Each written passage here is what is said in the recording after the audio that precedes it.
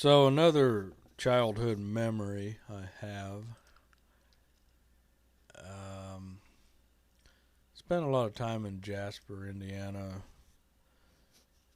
The old man grew up there. My mom grew up there. My mom's mom and dad are they grew up there. So most of the time was at my mom's house, grandma's house. And one of the things we would do, we would go to the parks. So so they lived here, and me and my younger cousin, we would ride our bikes around the block here at the Skyline neighborhood. Usually down through here and around. Now, once in a while we'd get a little bit brave and we'd cross and go down the hill here. And I think we might have went down here once or twice, but generally we'd come back up through here. Weird thing is, we never really went in this center point, the center piece here. Thinking back, I don't know. I guess it felt like we weren't supposed to be in there, like that wasn't part of our block. I don't know, you know how the human mind works. But anyways, we would go down here to this park. I don't know if it's still there or what it is now, but so back here,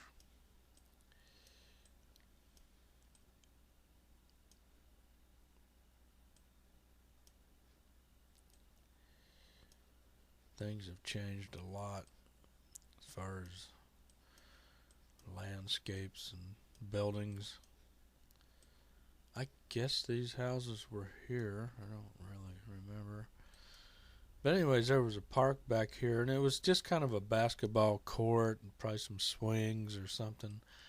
We'd come down here, and this factory, looks like they must have tore some stuff down. I don't remember this parking lot being that big. But this factory where the DuBois County Museum is, this thing, I guess that was a Kimball factory where they sprayed stuff with chemicals. I think my mom worked there, if I remember right, for a little bit when I was little. But anyways, this thing was just puking out horrible smelling shit, like toxic, I would guess cancer causing fumes.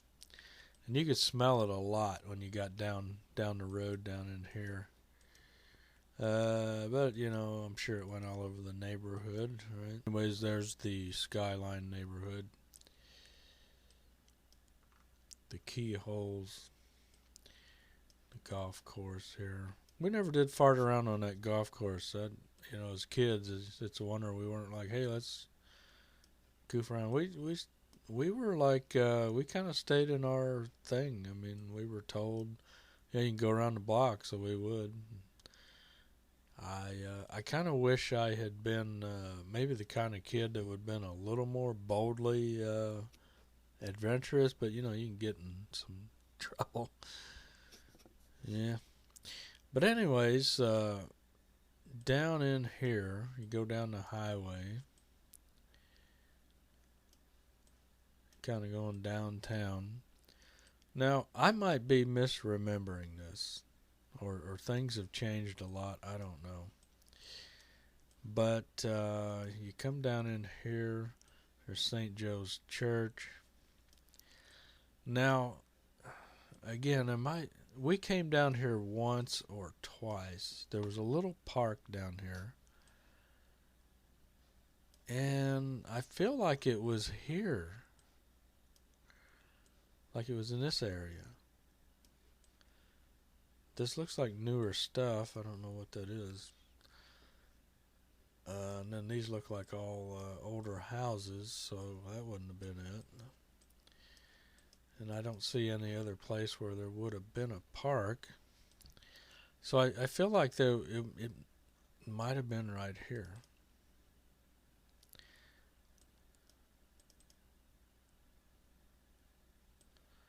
So that looks like apartment buildings or something.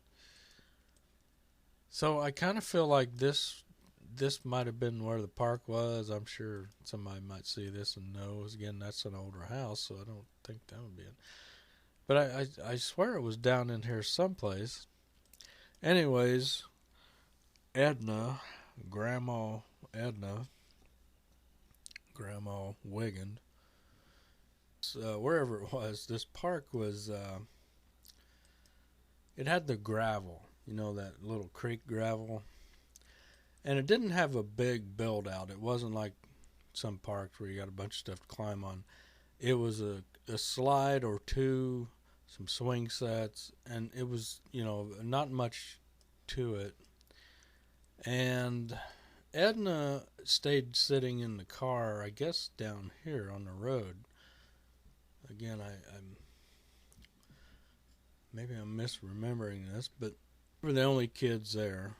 And I think what it was, I think the kids in Jasper were still in school, but it might have been toward the end of the school season, I think. And we went to Du Bois, so I guess we were out early. So anyways, we were at Grandma's house. We come down here. Something to do. She stayed in the car reading a book, I think. So we're up here, if this is the right place, we'd have been right about in here. And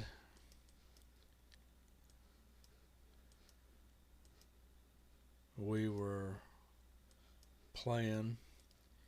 And the main thing, there was a slide. Now this was like the old stainless steel slides.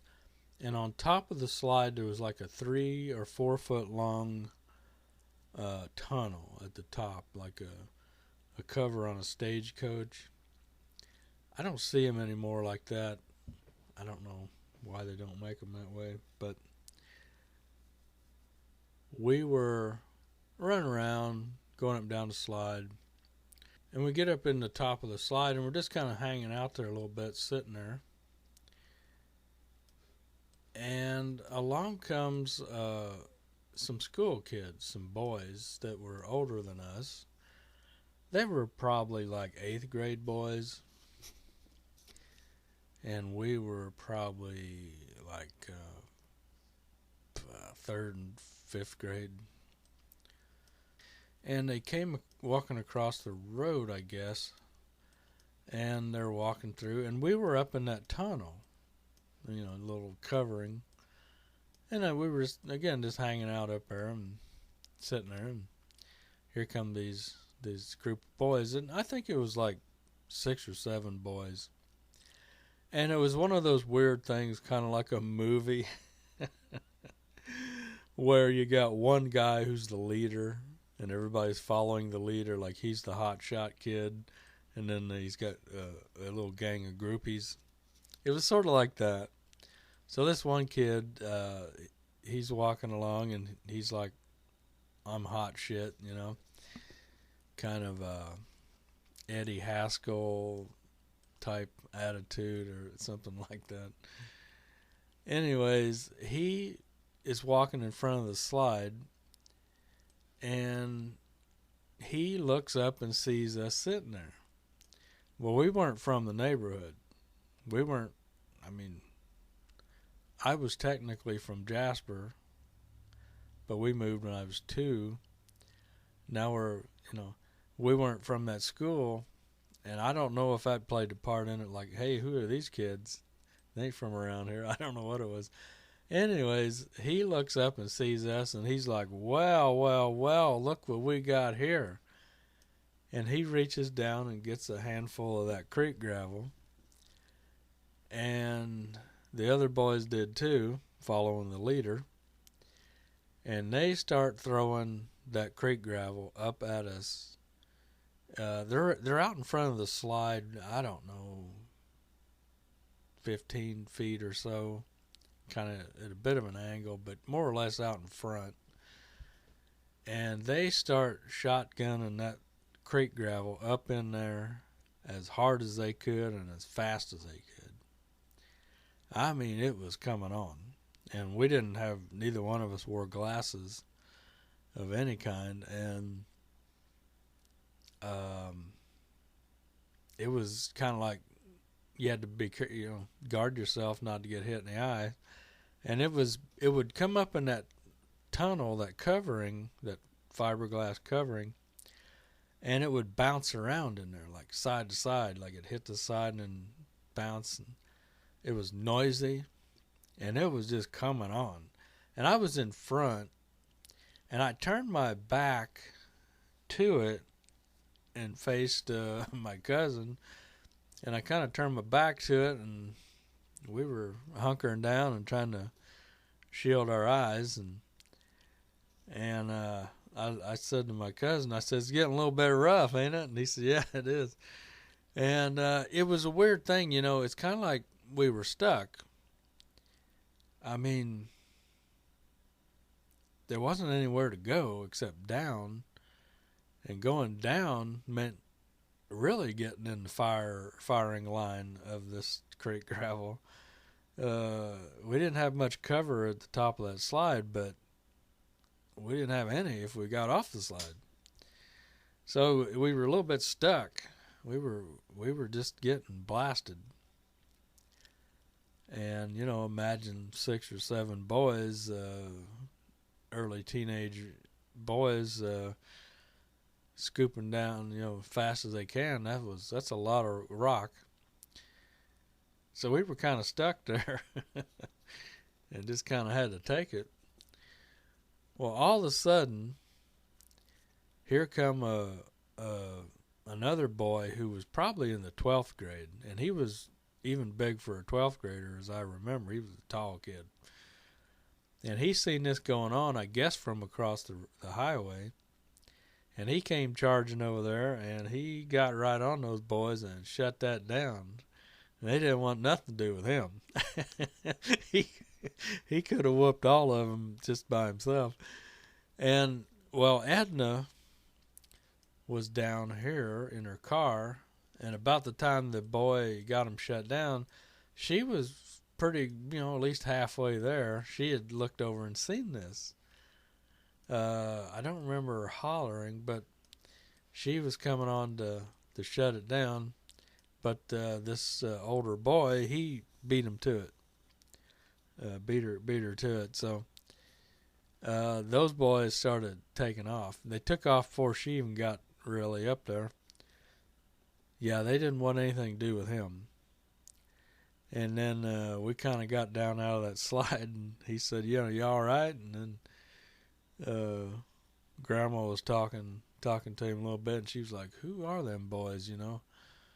And so she was kind of riled up about it. And the head honcho, the leader, I think he was a blonde-headed kid, if I remember right.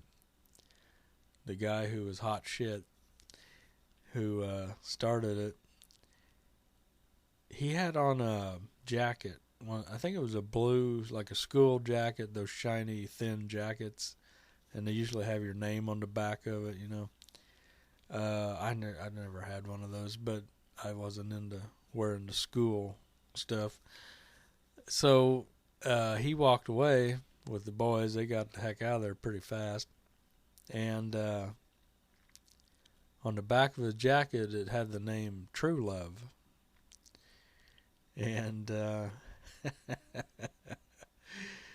so my grandma there, she, thanked that big older kid for stopping that. But I guess they would have stopped when she got up there. But yeah, I don't think they were quite honoring enough to attack an adult, even though she was an older woman. But you never know. But I don't think that would have happened. But if we'd have been there by ourselves, and that kid wouldn't have come along, that bigger, older kid, I don't know how that would have ended up. If we'd have just been out on the park at a park on our own, then that would have happened. I really don't know how that would have went. I mean, I guess they'd have ran out of rocks at some point, right? After a couple semi-loads. But, yeah, that's just one of those little memories you have about childhood stuff. And I used to get into rock fights. It was just kind of like, hey, let's have a rock fight, throwing or dirt clods, but sometimes you threw rocks at each other. That's what boys do.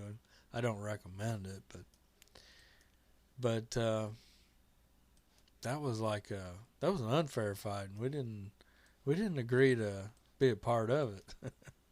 And we didn't have any rocks. There were no rocks up at the top of that slide.